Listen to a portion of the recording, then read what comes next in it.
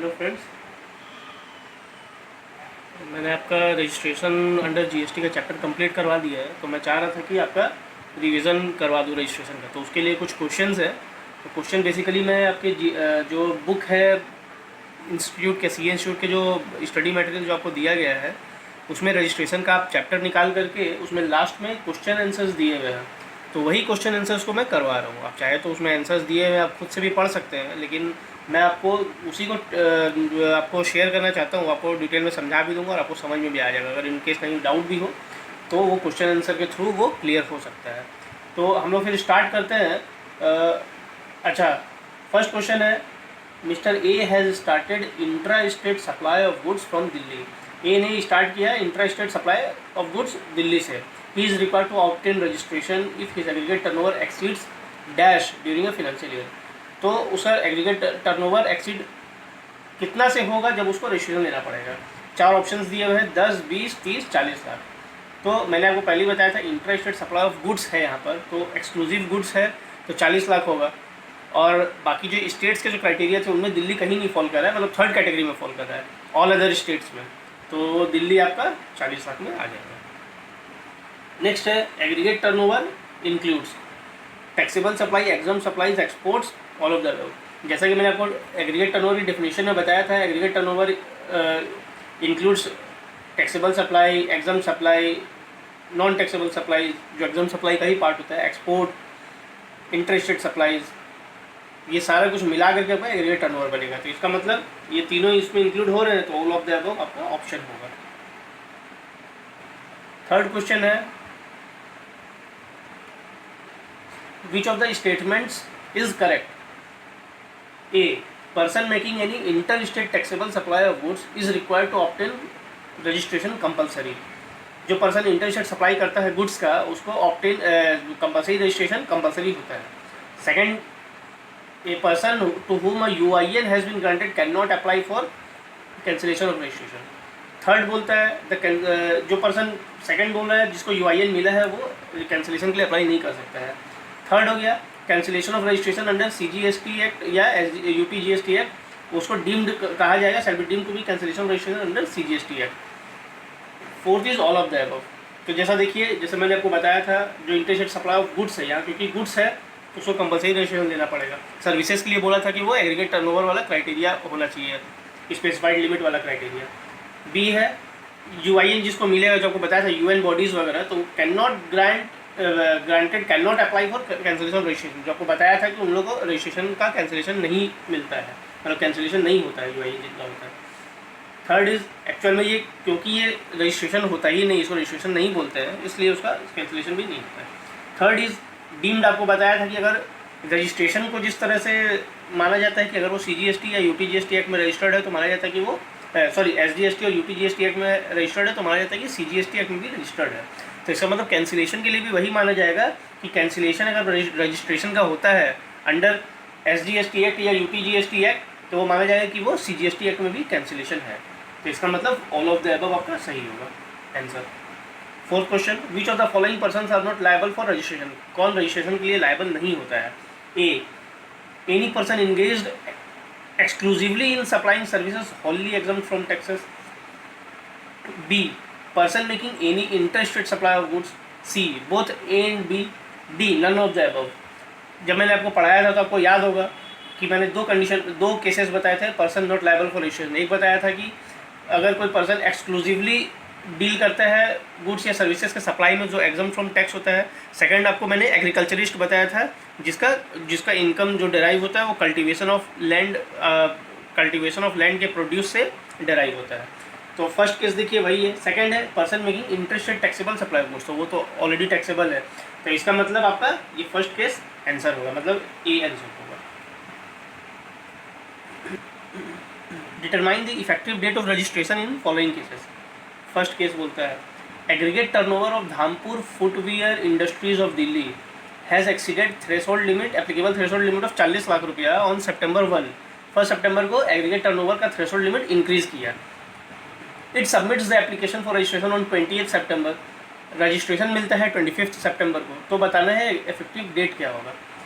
जैसा कि मैंने आपको बताया था कि अगर आपका थ्रेशोल्ड लिमिट से जब भी एक्सीड करेगा उसके विद इन 30 डेज आपको अप्लाई कर देना है। तो उस केस में आपको क्या बताया था, अगर आप विद इन 30 डेज अप्लाई करते हैं तो आपका डेट ऑफ रजिस्ट्रेशन क्या माना जाएगा, जिस दिन से आपका थ्रेशोल्ड लिमिट एक्सीड किया है।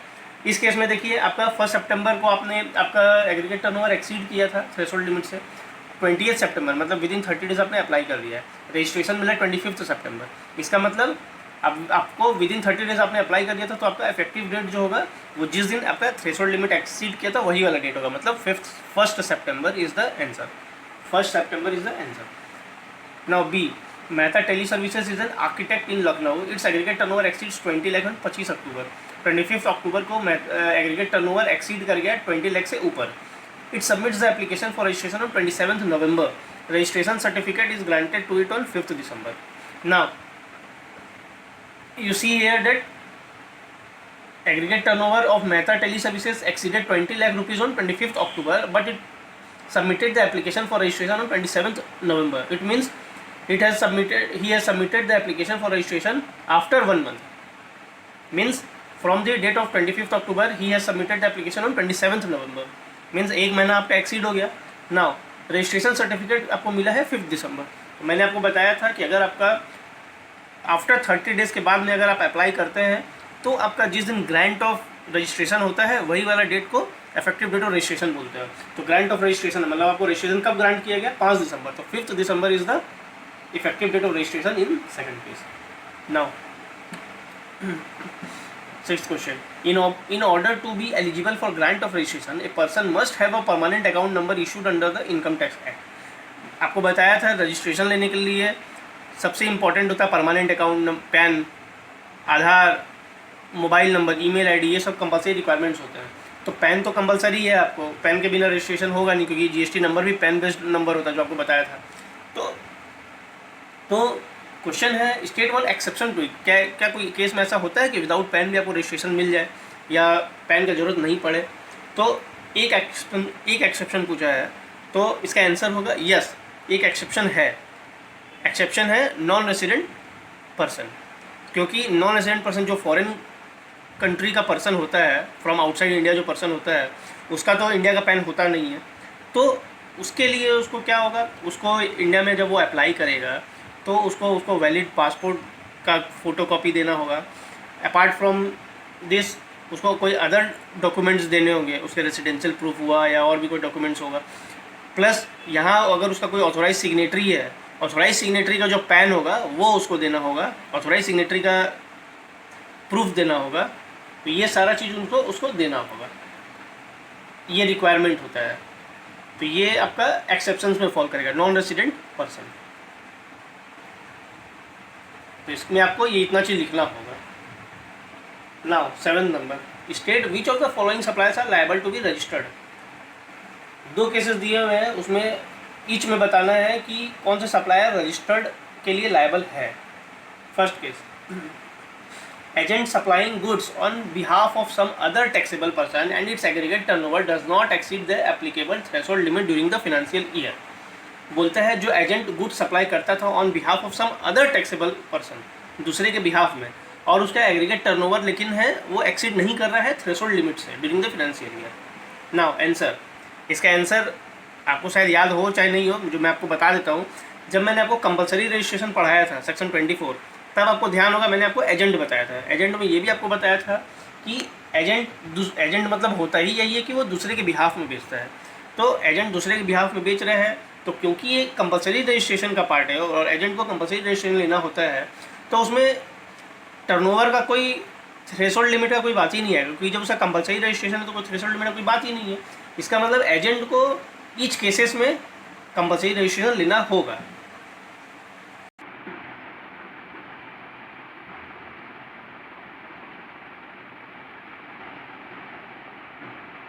ठीक है। Now second part, question number B, an agriculturist who is only engage in supply of produce out of cultivation of land and its aggregate turnover does not exceed the applicable threshold limit during the financial year. Now section 23 मैंने आपको बताया था कि agriculturist का अगर income होता है या मतलब टर्नओवर है only from supply of produce out of cultivation of land, मतलब कल्टिवेशन ऑफ लैंड के प्रोड्यूस से अगर उसका खाली इनकम है तो एग्रीकल्चरिस्ट जो है he is not liable to take registration, मतलब वो रजिस्ट्रेशन के लिए लायबल नहीं है। तो सेकंड पार्ट आपका पूरा बेकार हो गया। Aggregate turnover does not exceed applicable threshold limit. Threshold limit का कोई बात ही नहीं, क्योंकि उसको एक्सक्लूसिवली एग्जम्पशन दिया गया है। जब उसको सेक्शन 23 में बोल दिया कि आपको एग्जम्पशन है अगर आप सप्लाई ऑफ प्रोड्यूस करते हैं out of cultivation of land, तो उसमें एग्रीगेट टर्नओवर को फिर हमको दिखना ही नहीं है। तो इसका मतलब सेकंड केस में मेरे को रजिस्ट्रेशन नहीं लेना है। हाँ, अगर इसका कोई और इनकम होता तो ये लायबल होता रजिस्ट्रेशन के लिए, लेकिन ये सिर्फ supply of produce out of cultivation of land कर रहा है, इसलिए इसको रजिस्ट्रेशन का रिक्वायरमेंट नहीं है ना। Question number 8, what are the advantages of taking registration in GST. Registration के क्या क्या एडवांटेजेस हैं जीएसटी में। जैसा कि आपको बताया था, आप रजिस्ट्रेशन लेंगे तो सबसे पहला चीज़ कि आप लीगली सप्लायर कहलाएंगे कि हाँ आप सप्लायर हैं। आप प्रॉपर टैक्स इनवॉइसेस इशू कर सकते हैं, आप प्रॉपर क्रेडिट नोट्स इशू कर सकते हैं, आप प्रॉपर सप्लायर परचेज़र का बिल ले सकते हैं। तो ये कंडीशन हो गया।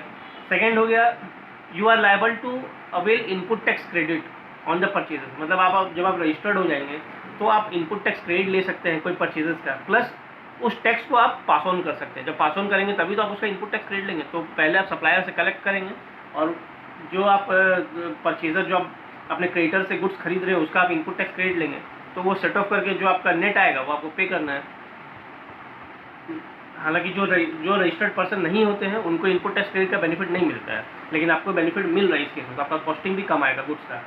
सेकेंड, थर्ड अकाउंटिंग एंट्री आप ठीक से करेंगे कि फॉर अगर आप अगर टैक्सेबल आपका गुड्स है, मतलब आप चीज़ें परचेज कर रहे हैं, या अकाउंटिंग एंट्री जो होगा in respect of taxes paid या इनपुट्स रिसीव्ड, उसका अकाउंटिंग एंट्री आप सही करेंगे, अकाउंटिंग सही करेंगे बुक्स में, उससे आपका जितना टैक्स पे करना है नेट में वो आपको पता चल जाएगा। प्लस आपको ये भी पता चल जाएगा कि आपको कितना नुकसान हो रहा है, कितना फ़ायदा हो रहा है टैक्स पे करने से, या आपके कॉस्टिंग का तो आपका कॉस्टिंग का पार्ट तो नहीं बन जा रहा है, कहीं आपका वो आपका प्रोड्यूस का कॉस्ट तो नहीं बढ़ा दे रहा है। तो ये सब आपको उससे पता चल जाएगा ना। फोर्थ आपका क्या होगा कि जो अदर बेनिफिट्स हैं, अगर कुछ जीएसटी एक्ट में कोई बेनिफिट्स या कोई आपको कोई बेनिफिट्स दिया जाता है अगर कोई जीएसटी एक्ट में, तो वो बेनिफिट्स भी आपको अवेलेबल हो सकता है अगर आप रजिस्टर्ड हैं तब। लेकिन अगर कोई अनरजिस्टर्ड है तो उसको वो सब बेनिफिट्स नहीं अवेलेबल होंगे। तो ये आपके एडवांटेजेस हैं रजिस्ट्रेशन के। Question number 9, can a person without GST registration collect GST and claim ITC. इसका स्ट्रेट एंड सिंपल आंसर है नो। जब आपका जीएसटी रजिस्ट्रेशन ही नहीं है, मतलब आप रजिस्टर्ड पर्सन ही नहीं है, तो आप जीएसटी कलेक्ट करने के लिए लायबल नहीं है, मतलब आप जीएसटी कलेक्ट नहीं कर सकते हैं। और आईटीसी, जैसा अभी मैंने आपको बताया, आईटीसी भी आप क्लेम नहीं कर सकते हैं, खाली रजिस्टर्ड पर्सन ही आईटीसी क्लेम करेगा और टैक्स कलेक्ट करेगा। तो इसका आंसर होगा no. If a person is making taxable supplies from different states with same PAN number, can he operate with a single registration? बोलता है अगर पर्सन टैक्सेबल सप्लाई करता है डिफरेंट स्टेट से, मतलब अलग अलग स्टेट से, और पैन नंबर सेम है, तो क्या उसको सिंगल रजिस्ट्रेशन मिलेगा? नहीं, क्योंकि आपको बताया था कि हर स्टेट का अलग अलग रजिस्ट्रेशन होगा, तो आपको अलग अलग रजिस्ट्रेशन लेना पड़ेगा मल्टीपल स्टेट्स में। क्योंकि पहले ये सिंगल रजिस्ट्रेशन मिलता था सेंट्रलाइज रजिस्ट्रेशन बोल करके सर्विस टैक्स में, लेकिन जीएसटी में नहीं मिलता है। जीएसटी में आपको हर स्टेट्स में जहाँ भी आप टैक्सेबल सप्लाई करते हैं गुड्स और सर्विसेज का, वहाँ पे आपको सेपरेट रजिस्ट्रेशन लेना होगा हर स्टेट्स में। Now question number 11, can a person having multiple places of business in a state obtain separate registrations for each place of business? हाँ, अगर आपका मल्टीपल प्लेसेस ऑफ बिजनेस है एक स्टेट में, तो आपको सेपरेट रजिस्ट्रेशन मिल सकता है हर प्लेस ऑफ बिजनेस के लिए। हाँ, एकदम मिल सकता है। सपोज़ कीजिए, जो मैंने आपको एग्जांपल बताया था, सपोज़ कीजिए आईटीसी है, आईटीसी हॉस्पिटैलिटी सेक्टर में भी है, मतलब उनके होटल्स भी है, आईटीसी सिगरेट भी बनाता है, आईटीसी साबुन भी बनाता है। तो आईटीसी चाहे तो वो एक रजिस्ट्रेशन भी ले सकता है अब एक स्टेट में, और अगर उसके बहुत सारे यूनिट्स हैं तब, और चाहे तो वो सेपरेट रजिस्ट्रेशन भी ले सकता है। अगर मान लीजिए उसके सेपरेट यूनिट्स है on the basis of product wise. Suppose कीजिए कि कहीं पे वो कोई से यूनिट में वो सिगरेट बनाता है, कोई से यूनिट में वो साबुन बनाता है, कोई सा यूनिट उसका होटल है, तो हर यूनिट में वो आईटीसी अपना सेपरेट रजिस्ट्रेशन ले सकता है for each and every company या unit. Now 12, is there a provision for a person to get himself voluntary registered through though he may not be liable to pay GST? हाँ, section 25 में आपको मैंने बताया था कि हाँ, कोई भी पर्सन वॉलंटरी रजिस्ट्रेशन अगर चाहता है अपने मन से तो वो ले सकता है। उसके लिए कोई, अगर वो जीएसटी लायबल नहीं भी है पेमेंट के लिए, मतलब उसका थ्रेशोल्ड लिमिट भी एक्सीड नहीं कर रहा हो, या वो अगर जीएसटी लायबल नहीं हो पेमेंट के लिए, तो भी वो वॉलंटरी रजिस्ट्रेशन हो सकता है और उसको वही सारे एक्ट्स एप्लीकेबल होंगे और लॉज सब एप्लीकेबल होंगे जो एक रजिस्टर्ड पर्सन को एप्लीकेबल होते हैं, वॉलंटरी रजिस्टर्ड पर्सन को। Question number 13, can the department through its proper officer suo motu proceed to registered person under GST? क्या डिपार्टमेंट सुओ मोटो रजिस्टर कर सकता है पर्सन को?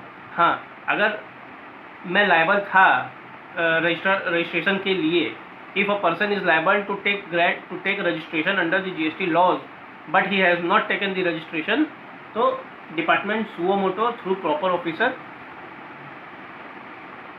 प्रोसीड कर सकता है रजिस्ट्रेशन के लिए।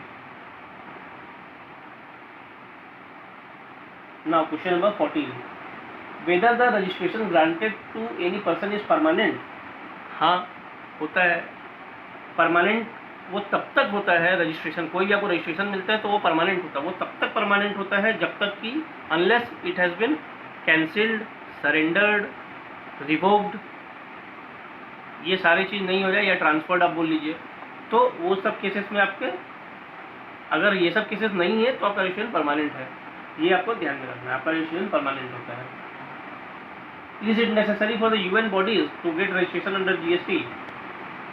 बेसिकली आप इसको रजिस्ट्रेशन तो नहीं बोलेंगे, लेकिन हाँ, मेरे को यूआईएन, यूनिक आइडेंटिफिकेशन नंबर के लिए मेरे को अप्लाई करना पड़ता है for the UN bodies and other agencies of UN, जो मैंने आपको बताया था। तो हाँ, उन लोगों को रजिस्ट्रेशन लेने का यूआईएन नंबर के थ्रू अप्लाई करना पड़ेगा, और वो यूआईएन नंबर जो होता है और स्टेट्स और सेंटर्स सेम होगा और वो हर जगह अप्लाई होगा। Now what is the responsibility of the taxable person making supplies to UN bodies? UN bodies में जो टैक्सेबल पर्सन सप्लाई कर रहा है उसका रिस्पॉन्सिबिलिटी क्या होगा? उसका रिस्पॉन्सिबिलिटी ये होगा कि वो जो सप्लाई करेगा वो अपने टैक्सेबल इनवॉइस में यूएन बॉडीज़ का यूआईएन नंबर लिखेगा।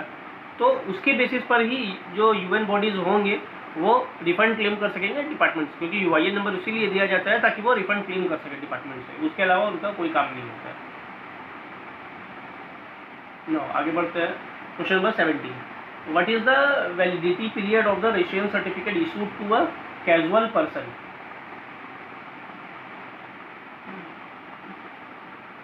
And non-resident taxable person.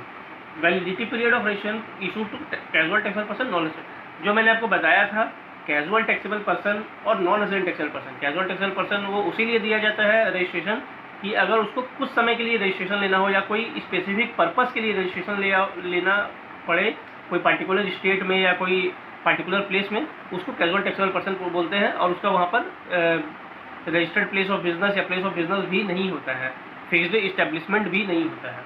तो उनका वैलिडिटी पीरियड मैंने आपको बताया था कि आपको वो एप्लीकेशन में ही बताना पड़ता है स्पेसिफिक कि हाँ, मेरे को इतना दिन के लिए रजिस्ट्रेशन लेना है, लेकिन वो पीरियड 90 डेज से एक्सीड नहीं होना चाहिए। विच एवर इज़ अर्लियर हो गया, इसका मतलब या तो वो एप्लीकेशन में जो डेट दिया हुआ वो, या फिर 90 days whichever is earlier. लेकिन अगर टैक्सेबल पर्सन रिक्वेस्ट करे फॉर अ फर्दर पीरियड, तो वो further period should not exceed 90 days, मतलब 90 डेज मिलेगा मैक्सिमम, और further period of not more than 90 days, 90 days तक और मिल सकता है। Question number 18, what happens when the registration is obtained by means of wilful misstatement, fraud, suppression of facts?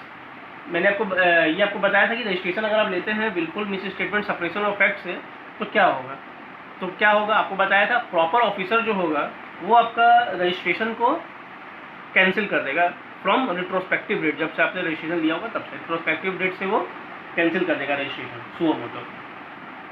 Is there an option to take centralise registration for services under GST law?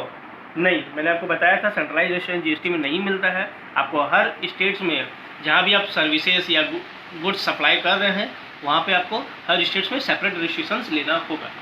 Question number 20, what could be the liabilities in so far as registration is concerned on transfer of business? Transfer of business में क्या liabilities होंगे जहाँ तक कि registration का part concerned है?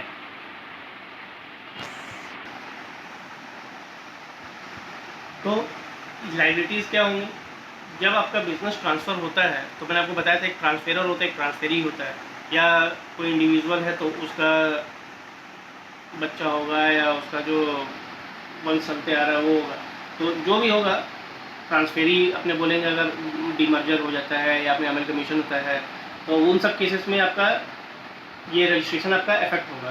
तो transfer of business में तो उसमें क्या होता है, जो ट्रांसफेरी का जो डेट ऑफ ट्रांसफ़र जो होता है तो वो डेट मतलब उस डेट को माना जाएगा, जो डेट ऑफ ट्रांसफ़र आपका होगा बिजनेस का, वही डेट को माना जाएगा कि उस दिन आप रजिस्ट्रेशन ले रहे हैं, आपको अप्लाई करना पड़ेगा रजिस्ट्रेशन के लिए। तो उस दिन में आपका माना जाएगा कि date on which transfer has been effected, ये माना जाएगा, इस दिन आपको माना जाएगा कि वो ट्रांसफ़र इफेक्टेड हुआ है। 21. At the time of registration, will the SSE have to declare all his places of business? Registration के टाइम पर एसएससी को सारे प्लेस ऑफ बिजनेस डिक्लेयर करने पड़ते हैं। हाँ, रजिस्ट्रेशन के टाइम पर एसएससी को अपने प्रिंसिपल प्लेस ऑफ बिजनेस मतलब जहाँ उसका रजिस्टर्ड ऑफिस है वो तो उसको डिक्लेयर करना ही होता है, प्लस उसके एडिशनल प्लेसेस ऑफ बिजनेस भी डिक्लेयर करना पड़ता है। मतलब कोई फैक्ट्री हो गया, कोई ब्रांच ऑफिस हो गया, कोई सेल्स ऑफिस हो गया, उसको सब डिक्लेयर करना पड़ता है। 22. Does cancellation of registration impose any tax obligations on the person whose registration is so cancelled? तो कैंसिलेशन में कोई टैक्स ऑब्लिगेशन होता है उस पर्सन पर जिसका रजिस्ट्रेशन कैंसिल हुआ है। टैक्स ऑब्लिगेशन वैसा बोल के नहीं होता है, लेकिन हाँ जो आपके गुड्स रखे हुए जो मैंने आपको बताया था, as on the date of cancel, as on the preceding date of cancel, मतलब till the date of cancellation आपका इनपुट्स जो भी आपका हेल्ड अप है on raw materials, on semi finish goods, finish goods, और या फिर कैपिटल गुड्स और प्लांट और मशीनरी में आपके कैपिटल गुड्स होंगे तो उन सबको आपको पे करना पड़ेगा, या फिर output tax on such items मतलब सच गुड्स, उन सब गुड्स में जो आपका आउटपुट टैक्स होगा विच एवर इज़ हाइयर वो आपको पेमेंट करना पड़ेगा। ये आपका हुआ कैंसिलेशन के टाइम पर टैक्स ऑब्लिगेशन या लायबिलिटी, ये आपको निकालना है टिल आपका जब कैंसिलेशन हुआ उसके उस दिन तक, या उसके आप लास्ट डे बोल सकते हो, उसके लास्ट डे तक आपको निकालना है ये। तो ये आपका क्वेश्चन आंसर जो आपके आपके इनडायरेक्ट टैक्स मटेरियल में था, जो आपके स्टडी मैट में था, जो सी इंस्टीट्यूट ने दिया था, उसके ही थ्रू मैंने आपको प्रैक्टिस करवाया है। बाकी एक बार जब मैं सिलेबस पूरी कंप्लीट कर दूंगा तो हम लोग फिर रिवीजन टेस्ट पेपर, इंस्टीट्यूट के revision test paper, mock test paper और भी बहुत सारी चीज़ हम लोग करने की कोशिश करेंगे। तो ये मेरा आज का क्लास कंप्लीट होता है।